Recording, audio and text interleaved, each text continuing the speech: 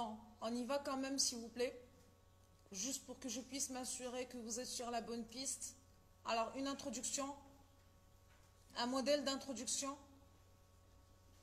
Oui? L'extrait sujet de notre étude est tiré du roman. J'adore ce commencement.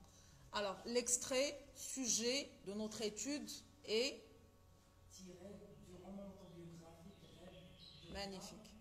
De Fatima. Rêve d'enfance. Rêve de femme. Rêve de femme de Fatima Mernissi, qui traite le thème de la dignité chez la femme. L'auteur, ça c'est du document. Oui, mais où sont les questions? Ah, il faut poser des questions. Parce que sinon, comment la personne qui serait en train de lire ton travail, comment elle serait motivée pour connaître le reste? Comment va-t-elle s'intéresser à ton développement si tu n'arrives pas à la captiver à travers une introduction intéressante? Oui, dis-moi. De Fatima Mernissi qui traite le thème de la dignité chez la femme. Alors, déjà, est-ce qu'elle traite d'une seule thématique? Elle traite la thématique et son contraire. C'est ce qu'on appelle une dichotomie. Très bien. C'est la dichotomie qui existe entre le concept de la dignité et par opposé et en parallèle, nous avons le concept de l'humiliation due à la conformité. Bien l'absence de dignité qui est régie par la volonté de se conformer. Comment? Même pas. C'est cette volonté de se conformer. Tu as envie d'être comme tout le monde. Tu n'as pas envie de te démarquer de la masse. Tu n'as pas envie d'être remarqué. Tu n'as pas envie de déclarer des choses qui sont à l'opposé de ce que toute la population pense. Bien du référentiel social, culturel de la société à laquelle tu appartiens. Mais j'ai adoré cette introduction. Hein. C'est vraiment très très bien. Et c'est votre première séance. C'est magnifique. Alors, les autres? Les anciens combattants? Qu'est-ce que vous avez trouvé? J'ai l'impression que vous pataugez. Bon, alors, notez s'il vous plaît. Je vous donne juste l'introduction, histoire de vous mettre sur les rails, mais par la suite, vous allez devoir développer par vous-même et conclure par vous-même. C'est clair? Alors, en note s'il vous plaît.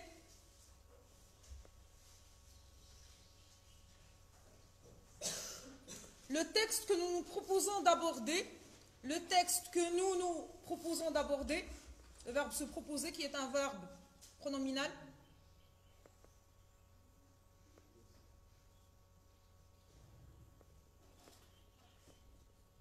le texte que nous nous proposons d'aborder est extrait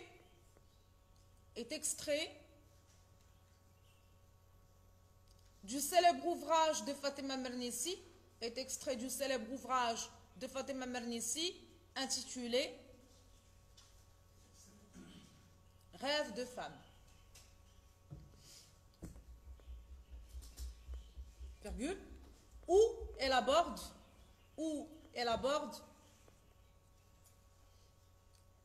la dichotomie latente,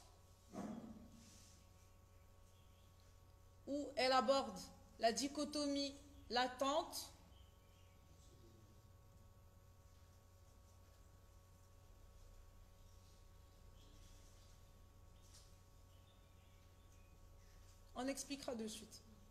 La dichotomie latente qui régit le fonctionnement de deux concepts opposés et pourtant parallèles,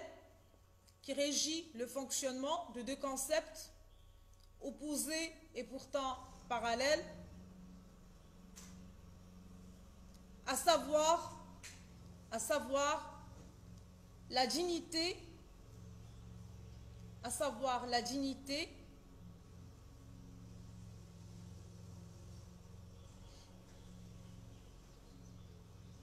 et l'humiliation, la dignité et l'humiliation qui trace la ligne directrice,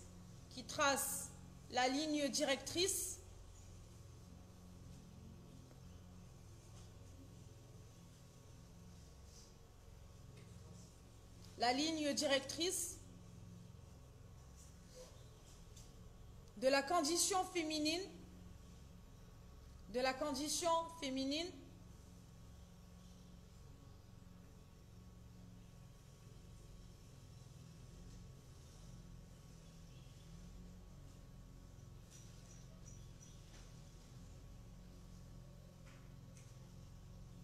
et le champ de bataille,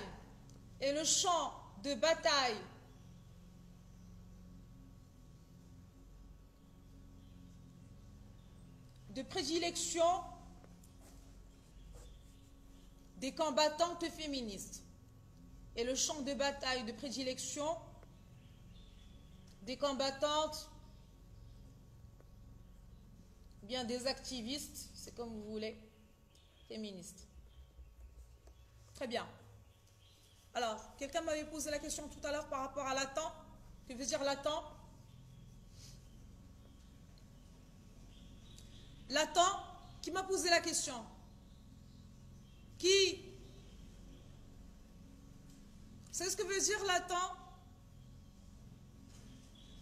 Latent, ça veut dire quoi?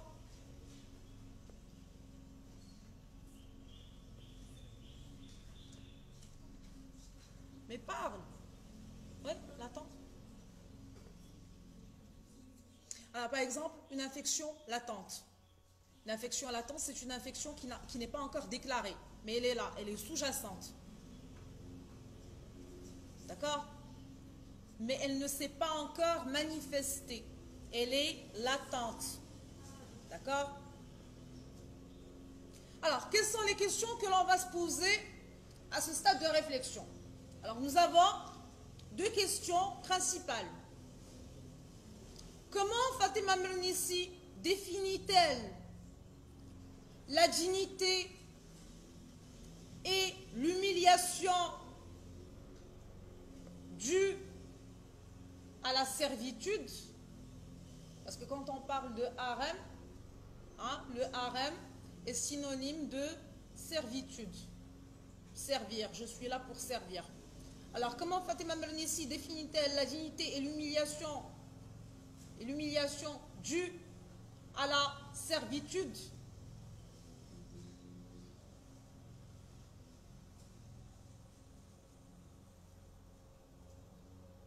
Placée au cœur de la conformité,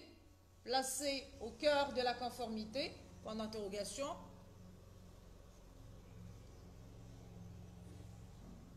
Deuxième question, quels sont les moyens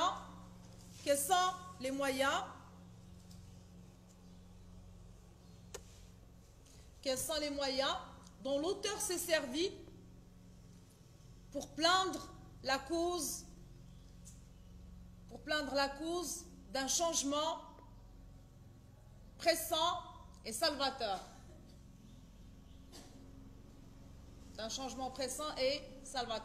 Point d'interrogation. Alors, si on arrive à répondre à ces deux questions, lors du développement, on aura fait vraiment le tour du texte. Première question, comment Fatima Mernissi définit-elle la dignité et l'humiliation due à la servitude placée au cœur de la conformité? Alors, comment définit-elle la dignité? Qu'est-ce qu'elle est en train de nous dire à travers le texte? La dignité, c'est quoi? Ouais? C'est un rêve. Continue. Le texte. C'est un rêve qui vous donne une vision. Être digne, se résume dans le fait d'avoir un rêve qui est tellement intense, qui est tellement profond, qui nous donne une vision, ça veut dire une projection de nous-mêmes dans le futur. D'accord? Être digne, c'est quoi d'autre?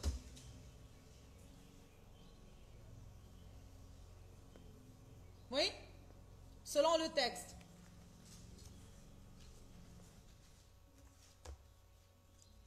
Alors, la dignité, c'est d'avoir un rêve fort qui vous donne une vision, un monde où vous avez une place. Hein? C'est d'avoir quelque part une place dans le monde, où votre participation, si minime soit-elle, va changer quelque chose. Là, nous abordons le concept de la contribution de la femme, la participation de la femme. La femme digne doit contribuer dans ce monde afin de promouvoir le changement. C'est clair? Alors, et puis, comment définit-elle la servitude placée au cœur de la conformité? C'est quand elle commence à nous parler du concept du harem. Qui dit harem dit servitude dans le cadre de la conformité. Vous savez ce que veut dire conformité? Être conforme, c'est être comme les autres, c'est être pareil que les autres. C'est clair? Alors, vous êtes dans un harem quand le monde n'a pas besoin de vous, donc quand vous êtes indispensable. Quand vous êtes indispensable, sachez que vous êtes dans un harem, vous êtes vraiment inscrit dans la conformité et dans la servitude. Je souligne, hein, la servitude, c'est très important. Vous êtes dans un harem quand votre participation est tenue pour si négligeable que personne ne vous la demande. Ça veut dire que vous n'êtes même pas sollicité. Personne ne vous demande votre avis. Personne ne vous demande votre contribution. Personne ne s'attend à quelque chose de votre part. Parce que l'on considère, la société, les gens considèrent que vous n'avez absolument rien à apporter. C'est clair? Alors, on sent là l'incitation. L'incitation, c'est... On commence à nous énerver quelque part, n'est-ce pas? Quand on commence à lire ceci. Bien, et c'est le but, hein, à la base.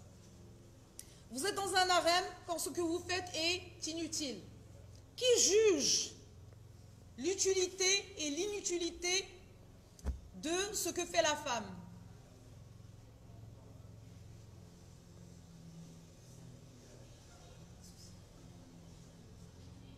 Le servi, l'homme.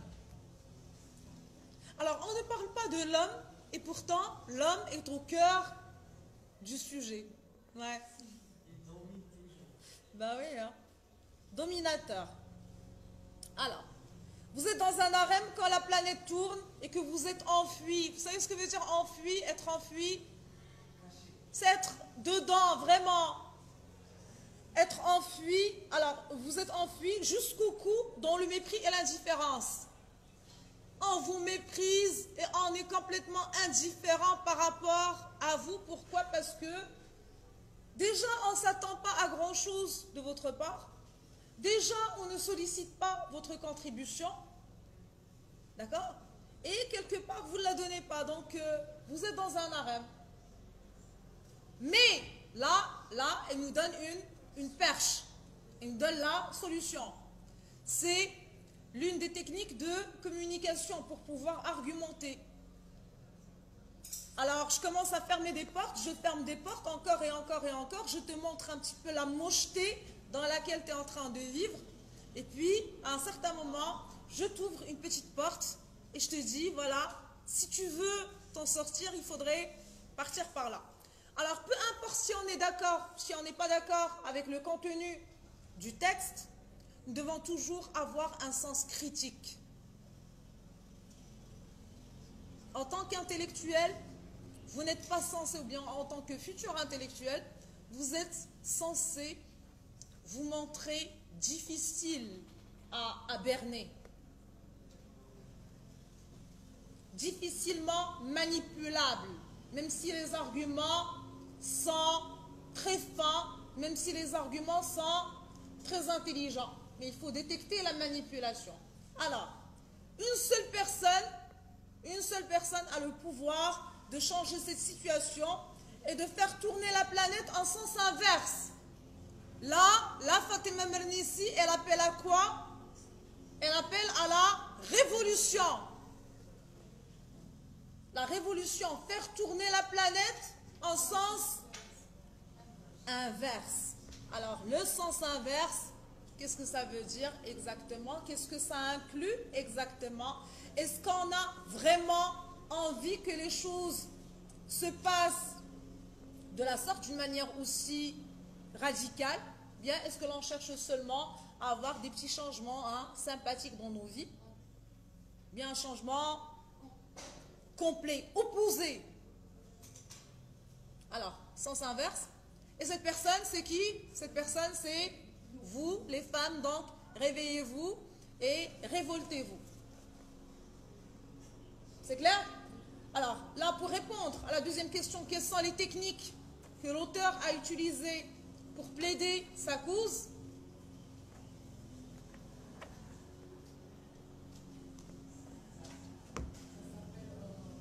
L'incitation. L'incitation, je t'incite. Alors, vous avez déjà entendu parler de l'incitation à la haine? J'incite les gens à être haineux. J'incite les gens à être racistes. Là, j'incite les femmes à se révolter contre leur situation stagne, contre leur situation, comment dirais-je, plate, hein? Il ne se passe absolument rien, il n'y a pas de vague, c'est très plat. Et on leur demande, Fatima Mernissi leur demande de s'inscrire dans le changement radical, radical, même pas le changement soft. Le changement radical, c'est faire en sorte que le monde tourne en sens inverse. Ce qui est un petit peu agressif. Donc là, nous avons la promotion de la domination féminine. Même pas l'entraide. Plus la